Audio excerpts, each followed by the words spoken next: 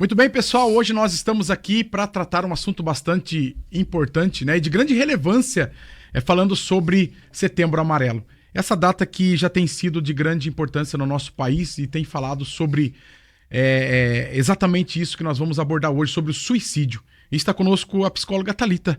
Tudo bem, Thalita? Tudo bem, bom dia. Tudo jóia, graças a Deus. E vamos falar hoje sobre, então, a importância do Setembro Amarelo, né? Exatamente. Para deixar o pessoal aí da Bem Mais sabendo o que é o Setembro Amarelo. E já queria, então, começar, que você pudesse dizer pra gente onde tudo começou. Como foi que surgiu o Setembro Amarelo?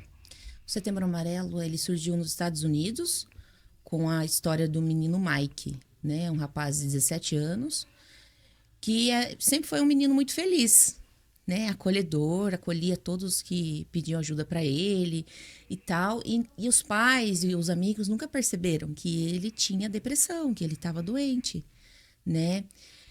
E nessa época ele também estava restaurando um Mustang amarelo, ano 68. Né? O Mustang amarelo, Mustang olha amarelo. só. Então ele restaurava esse carro, ele tinha os amigos dele, tudo. E aos 17 anos ele veio perder a vida pelo suicídio. E depois que isso aconteceu, até no velório dele, todos os amigos, os familiares, decidiram fazer uma homenagem a ele por conta da cor do carro, que era amarelo. Né? Aí todos entregaram fitinhas, cartõezinhos lembrando a importância de cuidar da saúde mental. Porque passou despercebido. Ninguém percebeu que ele estava doente. Olha só. Né? Porque as pessoas, às vezes, elas não dão sinais. Exatamente. A gente vai falar um pouco sobre isso mais à frente. E no velório teve, no caso, essa divulgação, né, da importância de pedir ajuda. Entregavam recadinhos, bilhetinhos para todo mundo com a mensagem: se você precisar, peça ajuda. E com isso foi trazendo para todo o contexto, né, a importância de cuidar. E essa ideia do Setembro Amarelo, no caso, chegou no Brasil em 2015. Né, pela Associação Brasileira de Psiquiatria. Ah, que legal. E é uma frase que ficou muito bem estampada, onde todo mundo começou então a perceber, né, que por ela escrita peça ajuda. Exato. Você acha que foi então o tipo dessa frase que começou então a despertar o interesse pelas pessoas buscarem por ajuda? Exatamente. Uhum. E, doutora, diga para mim uma coisa, qual que é a importância hoje nós podermos falar sobre Setembro Amarelo? Bom, é importante pois ele divulga informações pertinentes para a população, né? Todo mundo tem acesso às informações mais importantes, como procurar ajuda, de como acolher uma pessoa que está ali em sofrimento, né? Que está com um pensamento suicida. Então, o Setembro Amarelo é importante para divulgar as informações, para todo mundo ter acesso. Sim. Né? Então, por isso que é importante. E falar hoje sobre suicídio tem sido ainda um tabu, você acha? Com certeza. Por quê? Sim, porque tem uma questão histórica mesmo, né? Historicamente, a própria medicina sempre acobertou essa ideia. Ah, entendi. Né? Até tenho aqui anotado. Aqui, ó. Então, por exemplo, até na Idade Média, né? Já existia. Sim, né? Essa ideia do suicídio. Não Muitas histórias que veio de décadas de 90 para cá. Isso já tem, né? E na há medicina, muitos e muitos anos. Então, quando uma pessoa chegava para os médicos antigamente pedindo ajuda, né? Para a própria medicina era uma falha de caráter. Olha só. Né? Então, é algo muito sério hoje. Né? Você dizendo sobre isso, eles não viam então isso como uma doença? Entre aspas. Exatamente. Viam isso como loucura. Loucura. Quem queria cometer suicídio era louco e não doente. Né? Então, a medicina ela falhou muito nesse sentido, de fazer o próprio acolhimento. Então, historicamente, tem essa questão da medicina, questões religiosas também. Sim. Né? E sociais mesmo. Né? Então, por exemplo, a pessoa que ela tinha a ideia antigamente, as pessoas não sabiam também como acolher aquela situação, né? No fundo, a gente sempre sabe que é importante. Sim, exatamente. Mas às vezes a gente deixa passar. Ah, não é nada. é frescura. Esse é o maior problema. Esse é né? o maior problema, exatamente. E a gente vai falar muito sobre isso, né, nesse podcast, porque são sinais, né, doutora? São sinais a qual a pessoa, ela muitas das vezes, ela vem mostrando e a gente não dava aquela devida importância. E principalmente lá atrás, né? As pessoas não davam, igual você acabou de mencionar, é loucura, não é nada, é coisa da cabeça, né? E você acredita que ainda hoje tem essa questão de muitas pessoas não ter a conscientização do que aquela pessoa está precisando de ajuda? E tem também a questão, que eu vou concluir, que certo. o suicídio confronta com questões existenciais, como vida e morte, né? Então, por isso que é algo... Por isso que é um tabu. Por isso que machuca quando uma pessoa, por exemplo, tá com ideação do lado de uma pessoa, do lado da gente. Sim. Né? Nós mesmos que somos especialistas na área de saúde, nós temos também essa dificuldade. Porque é algo muito, muito relevante. Relevante. Né? Porque confronta a vida e a morte. Exatamente. E hoje, falando sobre isso, tem alguns sinais, né? Que a pessoa, ela demonstra que está passando por essa situação, né? Sim, Queria também que você pudesse comentar sobre isso, porque quem está nos assistindo, eu acho que é de grande relevância, né? Esses sinais que a pessoa pode até mesmo estar pensando num suicídio, né? Sim, são alguns sinais que muitas vezes eles não são tão perceptíveis, né?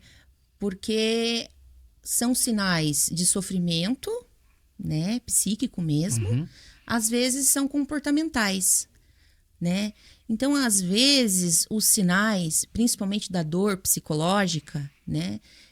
Sofre muito preconceito. Olha só. Porque ela é muito subjetiva. Sim.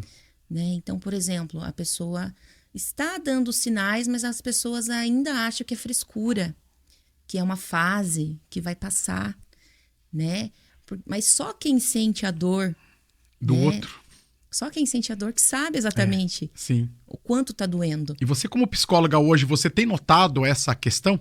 Que as pessoas estão mais assim, hoje, com a conscientização do Setembro Amarelo, elas estão mais, vamos dizer assim, ficando aptas para isso, para poder até mesmo ajudar quem tanto está precisando?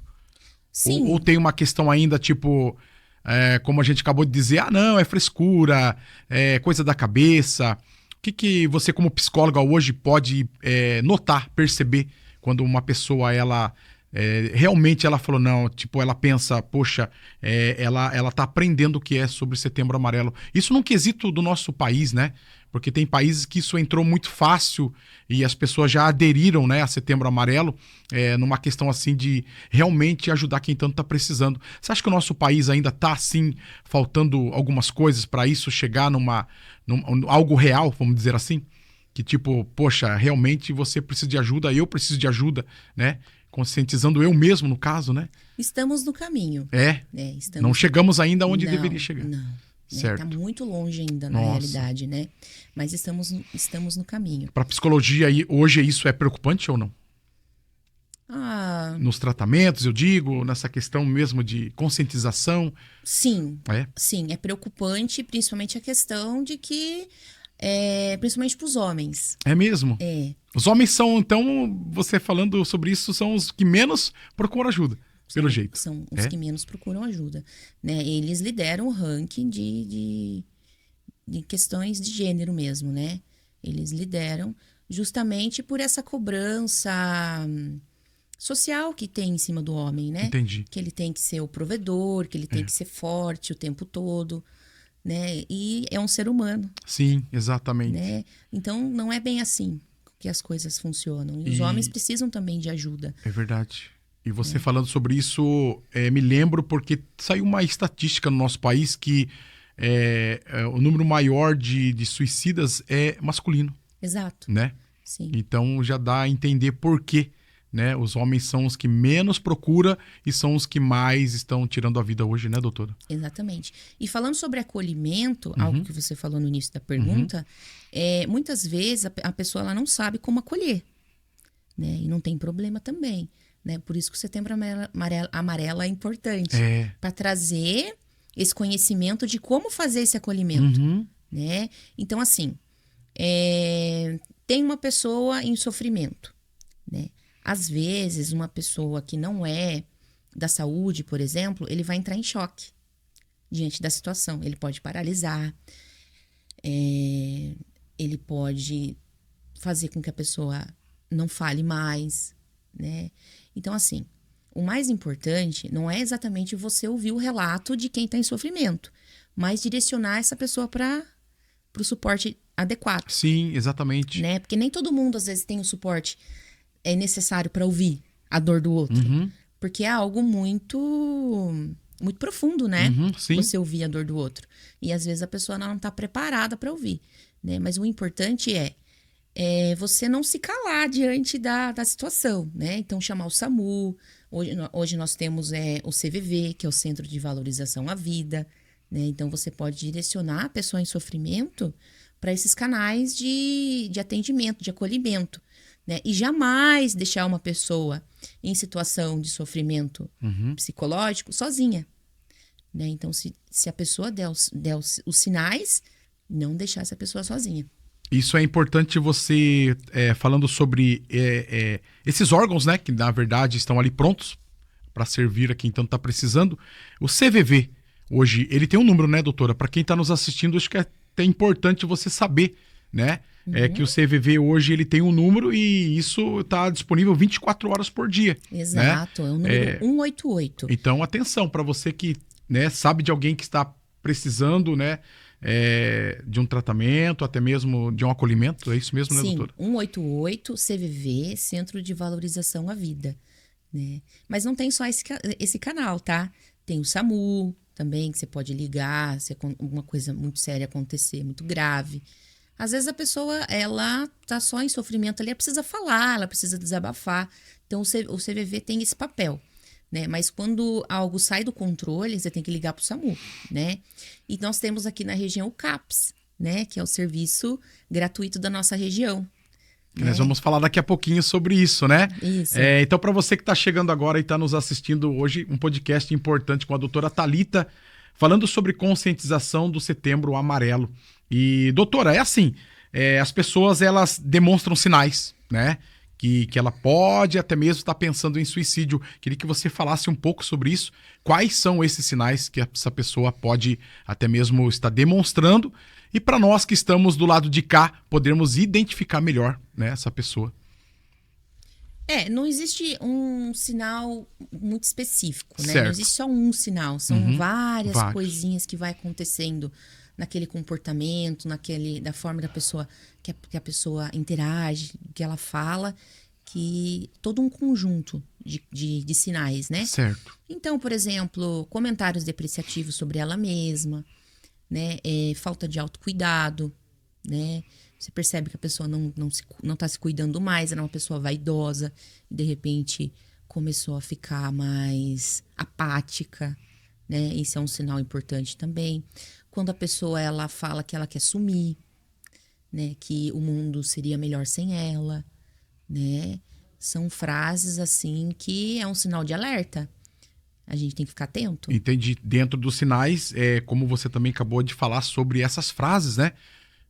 E é bastante importante a gente poder prestar atenção, né? Principalmente nós que somos pais, né? Você que é mãe, com certeza a gente tá ali o tempo todo ligado com os nossos filhos, né? Mas às vezes a gente acha por ser pai e mãe, não, é frescura, né?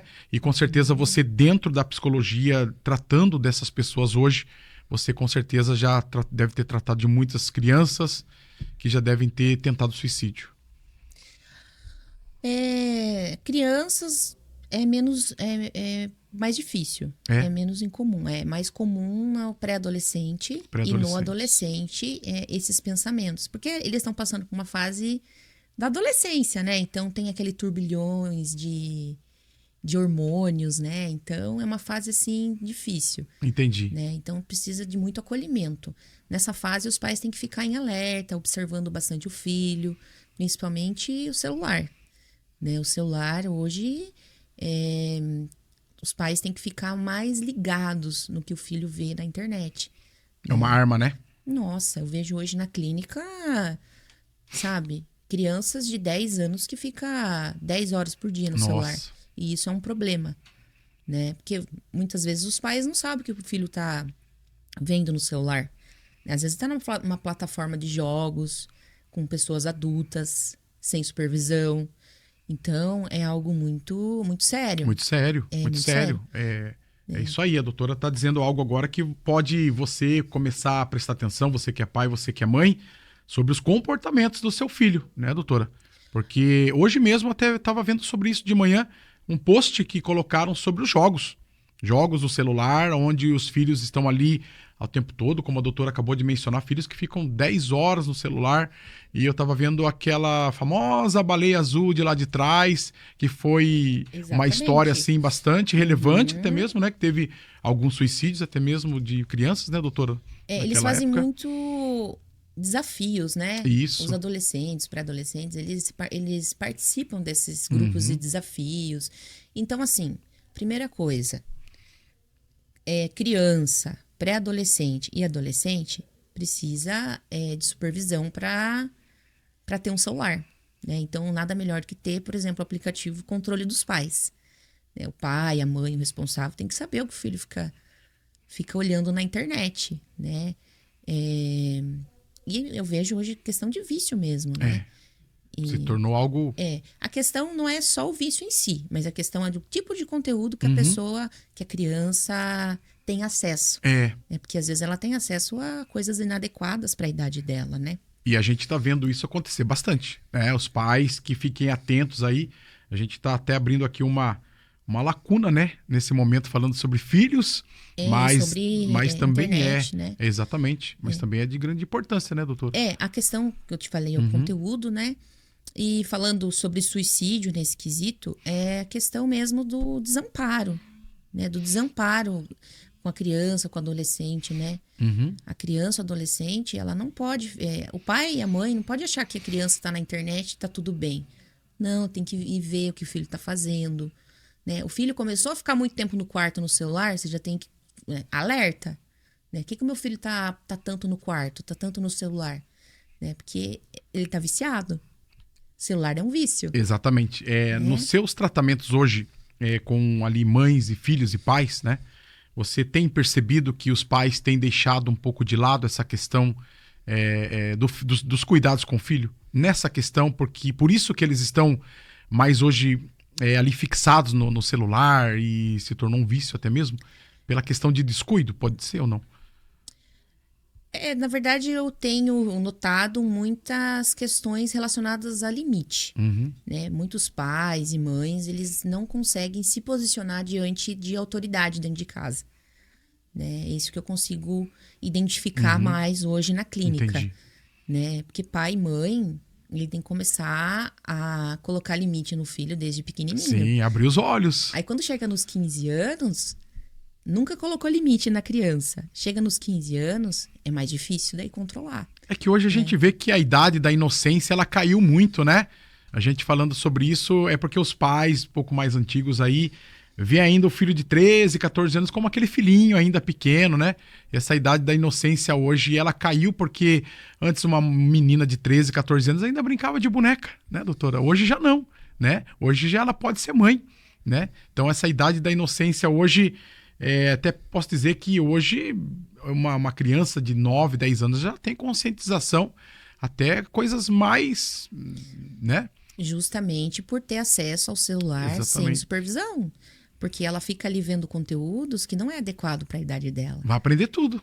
Aí ela, no caso, ela tem uma maturação cognitiva não adequada para a idade. Porque ela é como se ela estivesse ultrapassando as fases do desenvolvimento. Então, é algo muito relevante da gente acabar citando aqui, né? Mas, assim, eu vejo hoje, na clínica, eu vejo muita coisa boa também, né? Eu vejo essa questão da inocência, como você falou. Muitas meninas de 13, 14 anos ainda. E é bom, né? Nessa transição da infância para adolescência. E eu acho isso muito legal, Eu acho isso muito bonito. Abrindo aqui um pouquinho sobre isso, aparece lá ainda? Estas que ainda a mãe vai, nossa, minha filha é diferente, ainda brinca com boneca, o meu filho ainda brinca de carrinho, tem 15 anos. E tá tudo que bem, legal. né? Sim, exatamente. Tudo tem seu tempo. Claro que é com 16 anos, ainda brincando de boneca, né? Daí a gente já tem que... É que tem mãe que ela já quer levar por um conceito diferente, né? Tipo, deixa de lado essa boneca, você já é grandinha, né? A gente vê muito isso, né? Não, mas eu vejo na clínica, é uma coisa muito bonita que as mães brincam hoje em dia Olha de boneca só, com as filhas. Interessante. Os pais brincam de carrinho com os filhos. Isso é muito bonito, Sim, isso é muito bom, legal de ver, né? Então significa o quê? Que não tá tudo deturpado como as pessoas acham. Porque a juventude de hoje tá perdida. Não é bem assim, né? Que a banda toca. Hoje os pais, graças a Deus, ainda estão muito ligados ali, estão no controle, e é assim que a gente gosta de ver, né? A nossa conscientização é que esses pais, eles continuem observando, né, doutora? E olhando para os seus filhos, porque nós estamos abordando um tema tão importante que é o Setembro Amarelo, e que onde muitas das vezes fica isso de lado, né? Assim, tudo tem seu lado bom, mas também tem o seu lado ruim. Né? O lado ruim, infelizmente, é essa questão da deixar o celular à vontade. A gente não deixa o celular à vontade com criança e nem com adolescente, né? A idade ideal hoje em dia para começar a usar o celular é a partir dos 2 anos. Assim, 30 minutinhos. Sim. Né? Depois, na adolescência, 1 hora, 2 horas, né? E você usar o celular com inteligência. Falando sobre isso, doutora, como pode identificar, né, a pessoa que está nos assistindo aí, como ela consegue se identificar se é ela que está precisando dessa ajuda? Por exemplo, tem questões de pensamento mesmo, né? Pensamento negativo, vários pensamentos disfuncionais que a gente pode identificar. Por exemplo, pensamento de querer sumir, né? Excesso de bebida alcoólica, de cigarro, né? Substâncias ilícitas. Sim.